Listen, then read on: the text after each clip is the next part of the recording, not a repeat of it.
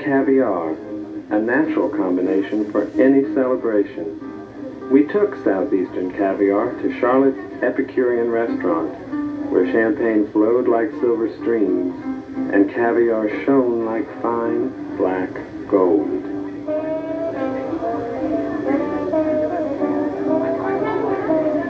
Jim, it's got a nice little salt flavor, not too heavy on the salt, very firm.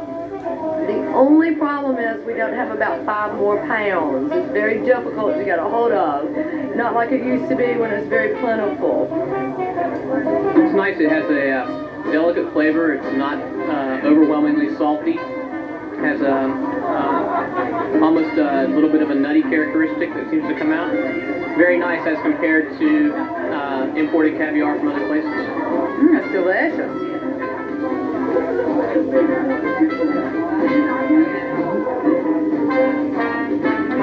Excellent.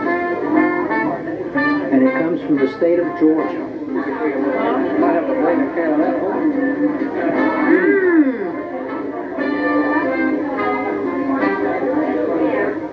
Well, to me, caviar is from sturgeon, and anything else is just fish eggs.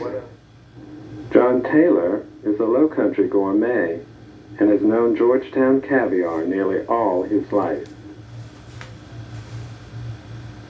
My first memory of Georgetown caviar is unforgettable, actually. My father was on the State Development Board when Fritz Hollings was governor. He had just become governor of South Carolina, and he was trying to attract industry around, and we were having I grew up in Orangeburg, about 70 miles inland, and we were having a cocktail party at my house. My parents were, obviously. I wasn't at age 10, and he sent to Dad sent to Georgetown to get some caviar from Mr. Cthulhu, and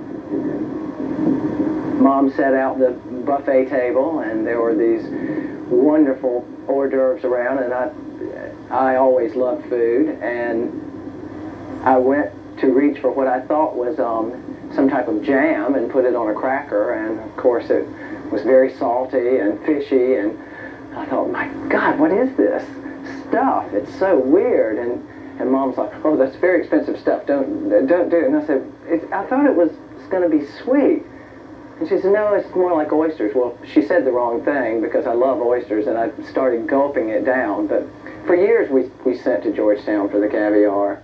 John Taylor is also a food writer who has researched South Carolina culinary life and published his observations in a book entitled Hoppin' John's Low Country Cooking. I don't know exactly when the salting of fish roast started. Most of my research is really about colonial America, but I know that we have always salted roe here in the Carolina Lowcountry, with which I'm very familiar, since the earliest records. And we also know that even before the colonial period, that sturgeon were very plentiful in the rivers. There are certain accounts that describe the openings of these low-country rivers as being so filled with caviar, and the fish being 10, 12, 14 feet long, that men could actually walk on their backs across the opening of shallow rivers. And of course, they were salting the caviar then. Many of the old records tell you how to salt the roe of fish. Plantation journals, mullet roe, drum roe, shad roe. Of course, the most delicious of all of these are the roe of these anadromous fish, which are these fish that live in the open oceans and who come up into the fresh waters to spawn. Among them herring, shad, salmon. Of course, we don't have salmon down here. And the sturgeon. This practice has continued until today.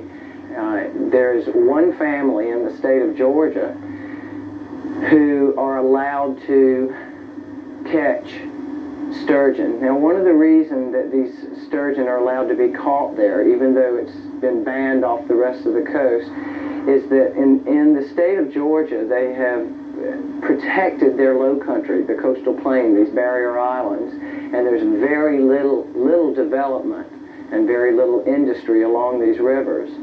And so there is this huge supply of fresh water. Howell Boone is a third or fourth generation shrimper in Darien, Georgia, which is near Brunswick. And he still takes Atlantic sturgeon and processes caviar the Russian way, that is to say, malasol, very lightly salted. It is Georgetown caviar to those of us who know Georgetown caviar because it is the same fish, it is the same salting process, it's still the low country, it's in the state of Georgia, exactly the same type of environment, and it's still available. It's available now only February to May. The product is incredible. The last time I ordered some, it was about $50 for a 2-ounce tin, which is, fourth the cost of Russian, which, if you keep up with these things, you know the industry in Russia and Iran is going through the same problems that the caviar industry went through in this country 20 years ago, and that is to say that the seas are fished out. Pry it like that, and then you can stick the blade in there and cut the muscle. For the true caviar aficionado, the only way to eat caviar is on a plain, unsalted cracker. Imagination can lead us to other gastronomic destinations. Here, we prepare oysters, carefully opening them, dressing them with lemon juice, ground pepper, and parsley, with a dollop of caviar. Robbie Ennis, a native of the Georgetown Low Country, is a famous food expert and restaurateur and helps to prepare oysters with caviar.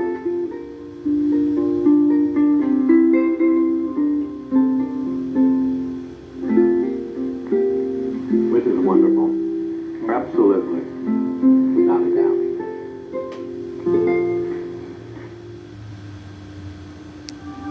It is unfortunate that Georgetown caviar is a thing of the past. Because of overfishing and the long maturity rate of these ancient creatures, the Atlantic sturgeon population dwindled to crisis levels and was listed as an endangered species. Fishing for sturgeon was placed on a moratorium during the early 1980s, and sturgeon fishing is only allowed in one southern state, Georgia, on a limited basis. This is not the first time this has happened either. At the turn of the century, there were thriving caviar businesses all along the Georgia and South Carolina and North Carolina coast. Now, in North Carolina, up around Cape Fear River, they still process a herring roe, and it's canned there, but they aren't allowed to take the sturgeon. But this was a very common practice down further along in the low country, down near Beaufort, South Carolina. On St. Helena Island, there was a settlement at the turn of the century named Frogmore, and Frogmore was known for its diamondback terrapin business and for its caviar business. So these were thriving businesses at the turn of the century. It wasn't, however, that they were overfishing. It was the processors up in New Jersey and these huge conglomerates off in New Jersey and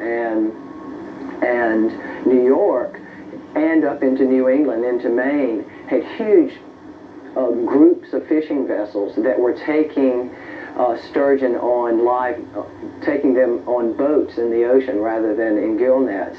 And it wasn't a little cottage industry, a family business. How old are you, Munchie? 84. 84. Well, now, why did they do away with the sturgeon fishing on the Waccamaw? What in the world's going on? Catch them up. You ain't catch them. You can't never catch all them fishing over there. One of them fish, you don't catch them the whole year round. And then spawn, you have to feed the rope.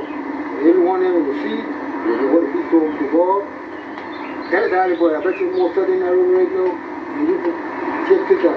Well, now, as I understand this, they simply come in the Waccamaw each spring. To spawn. To spawn each spring between what months? Well, the first month is April, May, and June. Then after June, then they start to jump. Back up on them. Yes. Then after that, they go back into the deep water of the ocean. We were delighted to locate home video footage of the late Munchie Johnson, a Pawleys Island fisherman who was involved in the caviar industry of the past. He demonstrates that the story of the Atlantic sturgeon is no fish story. How long would a 500-pound sturgeon be? What's wrong with that car? As long as the car. What? You had be out, you kill it be out. Well, I can see why you didn't put that in the boat with you. You put it in here, drop them. That's all. Bring up that thing, you better. And if you put up that board, that stuff up. And I put it like that. Then we get them to the camp. And we try them out. Vanderbilt, yeah.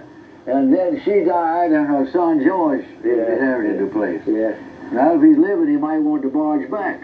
He probably would. You know, There were other fishermen involved in catching sturgeon and processing caviar in Georgetown.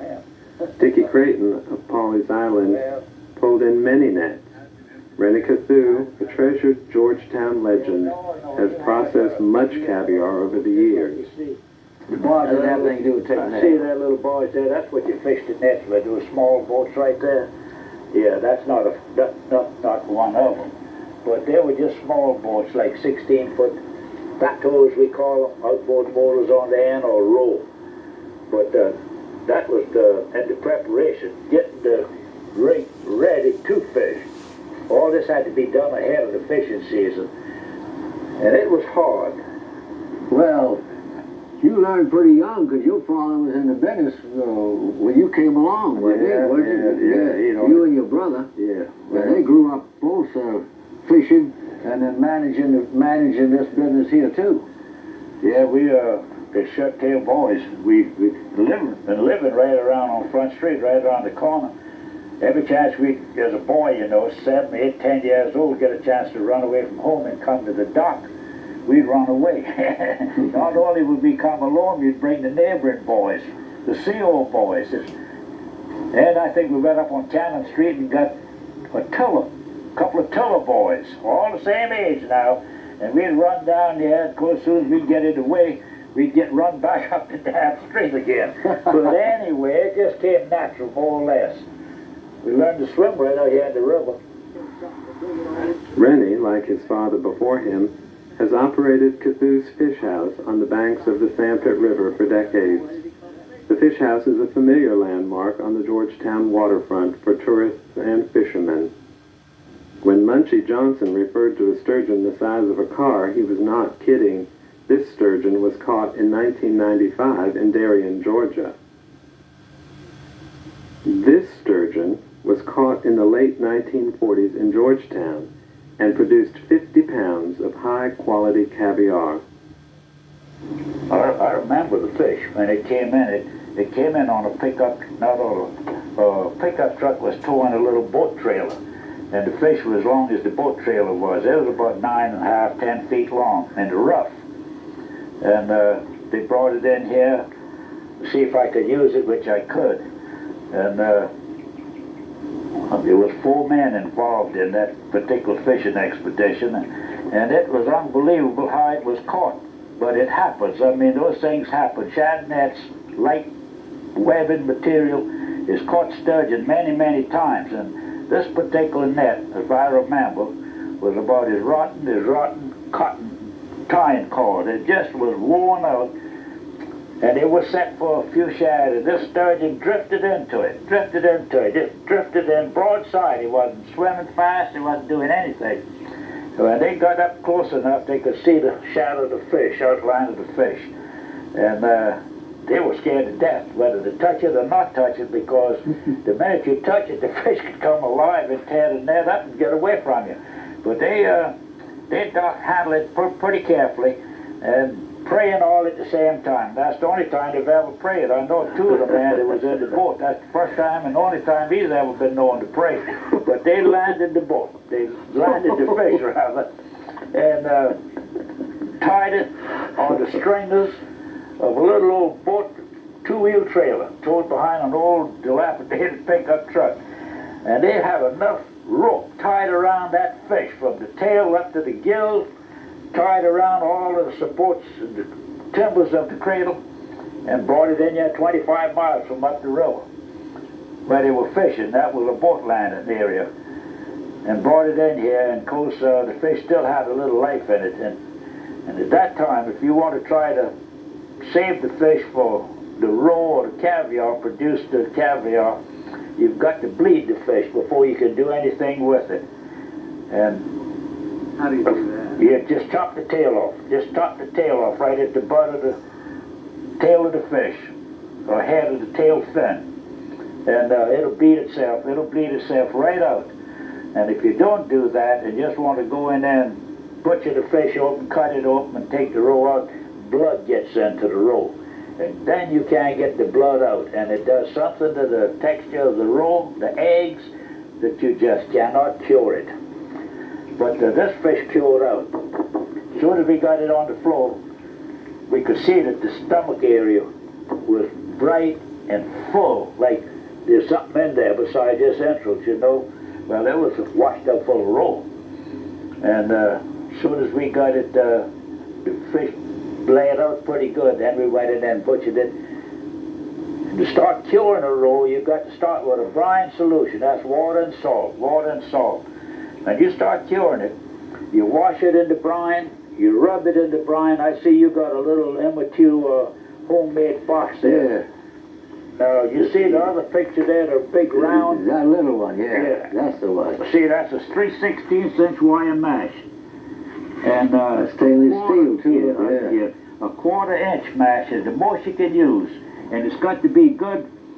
The finish on the mesh has got to be smooth, because if it's not, when you rub it to get all the tissue that's holding the eggs together, Yeah, the membrane in there. you got to get it out. That will cut the eggs again. And it's going into a receiving tub. Brine again. The solution is still there. You got to keep it in, and brine solutions then.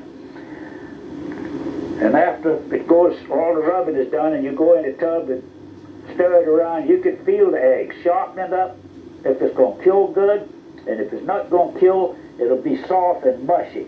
And it looks that way, so you're fighting a losing battle then, but you got to try. So you keep going and trying it again. Then, when it's clean, and you can tell it's clean, you use another fine mesh, just like screen wire over a window, mosquito wiring. And you pour that solution into this rubbing sieve, and all the water runs right out of it, and if the egg is good and clean, it'll stay right up there, and in an hour's time, they'll dry out, and you can see cracks run through that body of the clean eggs. Well, in no time now, another few minutes, you're able to take it up and put it in containers for storage or for sale or for whatever use you want to put it to. Even start eating it right then. It's ready to eat. It's all cured. On Rennie's command, here is a cocktail spread with hard-boiled eggs and mayonnaise, shredded artichoke hearts,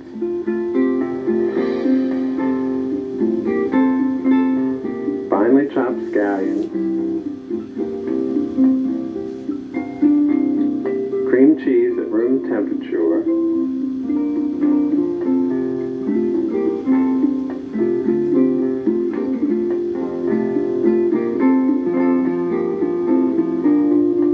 dusting of caviar.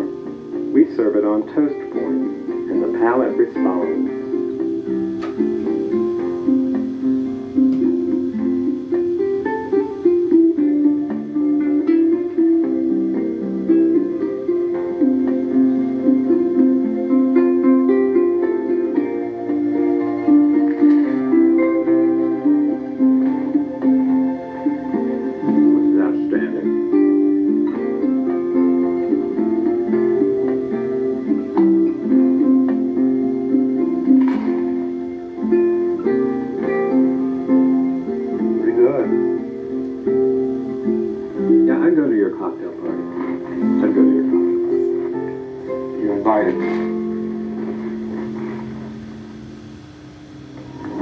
Describe to us how you would go out and actually fish for sturgeon during Well, we fish for them just similar to any other gill net.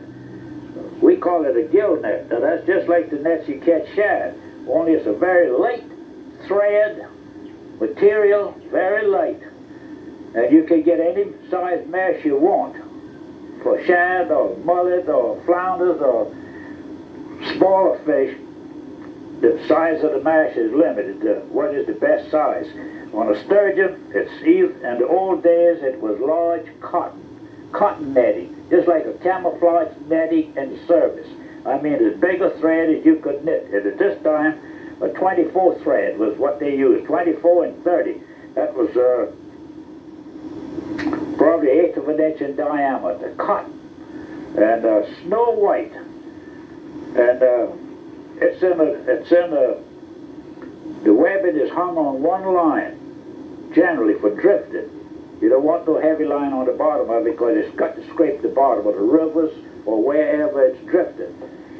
And in a case like that, the bottom of the net can hang on any kind of rough object that's set in the bottom of the river or the channel and tear the net right on up the lines if it's that heavy a hang. But the sturgeon, caught in similar fishing conditions, if we're going to drift for them, if we want to drift in Wynyard Bay or up the Waccamaw River, that's a good river. That was a good river. You drift the ebb tide, that's the outgoing tide. The net's coming down the river, and we know that the fish are coming in from the ocean. It's all inside the bay or the river. The fish are coming from the ocean, regardless of the tide, flood tide or ebb tide. But the ebb tide is best for catching them because the net's coming down with the tide, the fish is going up the river, and when the contact is made, there's enough force there that that fish can, and a big head like you see it, you can get it into a mash, 10-inch stretch, 12-inch stretch, and at the last of it, when we who really caught the cow sturgeon, the boys were up to 14-inch mash nets. But a lot of times on this type of fish, the fisherman is right with the net, and when he sees the corks sink, he knows that something is happening, and he'll roll his outboard motorboat. My days you have to roll right to that area of the net, and you can see it, and you can see the fish, the form of it. So you got to know how to ease that net up right there in that particular 50 to 20 foot area. Just ease it up until you can get, and have a rope sling. You just don't put your hand on the fish and hold him and roll him in the boat, because he'll get away from you. You're just not man enough for that. What happened to the sturgeons? Why don't we fish with them anymore? Don't make no difference where the river is. If there's population around it, farmlands around it, timberlands around it, swamplands, there's pollution involved in the rivers. The shrimp boats kill a lot of them. The shrimp boats that catch them by the shrimping and drown them. They drag them off the bottom, the fish feed on the bottom.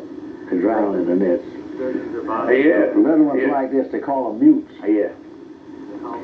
Mutes, yeah. And then a lot of those are lost during the shrimping seasons. And the shad season again in March, when they migrate back up and forth the rivers. Little ones. We've seen them 6 inches long. Yeah. Babies, spawn out, drift down the rivers, Waccamaw especially, but they come on the PD River mostly. Come down PD River, that's the good spawning river. It was. But the pollution along the PD River now goes right up into North Carolina from industry, plus farming again. Golf courses. Everything this man can have. They don't want to admit it, and nothing you can do about it. And another rivers, like down in Florida, Apalachicola River in my day produced a lot of sturgeon. They put a dam in across up ahead of Mobile or wherever in the area of Lower Alabama, or Florida, Tallahassee, Florida. Put the dam across there. 5 years' time, there wasn't no more sturgeons there. They can't get up the river to spawn, to reproduce. You can't keep the stock coming. Dams do that. Savannah River used to be a good sturgeon river. It's the same way. Dams ruined that. Everything is in a depleted state. Overfish, I guess, number one, and then pollution, and maybe the fishermen are leaving the industry. For the ultimate omelet, we start with eggs whipped with milk, we finish the dish with caviar and sour cream. Here we go. All right, Jim, if you'll pour the contents into the pan, just right to the center, just pour the whole thing. Very good. And we'll work this a little bit. We're pulling in the cooked egg to the center of the pan. You're moving the liquid egg all around. Moving it around. This doesn't take very long. You've got a good, hot, thick cast iron skillet. Okay, Jim, if you'll take the caviar and right along this area, give me a generous couple of tablespoons of caviar. Like that? Yes, sir. One more time. There we go. Yeah. Now, while the eggs are poured, they're completely cooked, we're going to fold it over. We're going to reduce the heat slightly.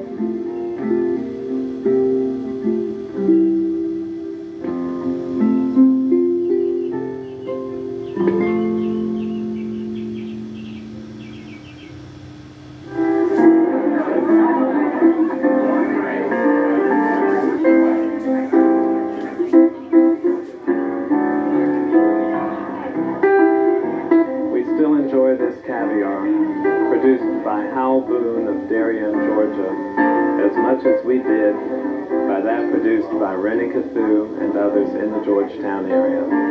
And now I demonstrate the exact way to eat Atlantic southeastern caviar. It takes years of experience for this, but I've learned how to do it.